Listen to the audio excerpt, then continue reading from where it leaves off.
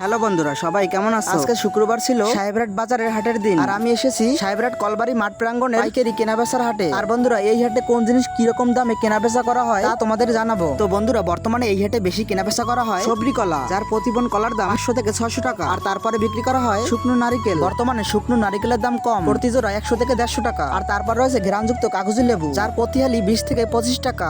আর এরপর কেনাবেচা করা হয় কাঁচা পেঁপে, আর প্রতি কেজি কাঁচা পেঁপের পাইকারি মূল্য 20 থেকে 30 টাকা। এরপরে রয়েছে কাঁঠাল, বর্তমানে হাটে কাঁঠালের দাম কম, আর প্রতি পিস কাঁঠালের পাইকারি মূল্য 50 টাকা করে। এরপরে রয়েছে কাঁঠালি কলা, আমাদের এই হাটে প্রায় সবসময় কাঁঠালি কলা পাওয়া যায়, আর এই কাঁঠালি কলার পণ 300 টাকা। তারপরে হাটের ভিতরে একটু হেঁটে দেখতে পাই একটি অপরিচিত দেশি ফল, যার নাম ডেউ ফল। আর আজকের হাটে সবচেয়ে বেশি উঠেছে কাঁচা কলা বা আনাজি কলা, আর এই কাঁচা কলার পণ 400 টাকা।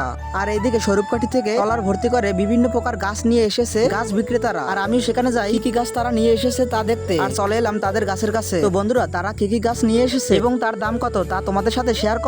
আমি প্রথমেই তাদের আনা ব্যানানা ম্যাঙ্গো একটা আম গাছের কাছে যাই, আর এই গাছটার দাম ছিল 400 টাকা। এদিকে আমার কাছে দামটা একটু বেশি মনে হয়েছে। তারপর কাছে যাই একটা নারিকেল চারার, আর এই নারিকেল চারাটার মূল্য ছিল 600 টাকা। সত্যি বলতে এই দামটা আমার কাছে খুবই বেশি মনে হয়েছে। এরপর একটা থাই 7 পেয়ারা গাছের কাছে যাই, আর এটার মূল্য ছিল 100 টাকা, আর আমার কাছে এই দামটা ঠিক মনে হয়েছে। এছাড়াও তারা কাঁঠাল, লিচু, বড়ই এবং সবেদা ইত্যাদি গাছ নিয়ে এসেছিল। চিংড়ি মাছ ধরার চাইও নিয়ে এসেছিল, প্রতি জোড়া সাইড দাম ছিল 400 টাকা। তো বন্ধুরা, তোমরা যারা গাছ প্রেমী আছো তারা প্রতি হাটে চলে আসবে কলবাড়ি মাঠ সংলগ্ন স্থানে, কারণ স্বরূপকাঠি থেকে তারা প্রতি হাটে ট্রলার ভর্তি করে গাছ নিয়ে আসে এই হাটে বিক্রি করার জন্য। তো সবকিছু দেখা শেষে আমি বাড়ির উদ্দেশ্যে রওনা শুরু করলাম। তো বন্ধুরা, সাহেবরাট কলবাড়ির মাঠ প্রাঙ্গণের পাইকারি কেনাবেচার হাটটা কেমন লাগলো অবশ্যই কমেন্টে জানাবা।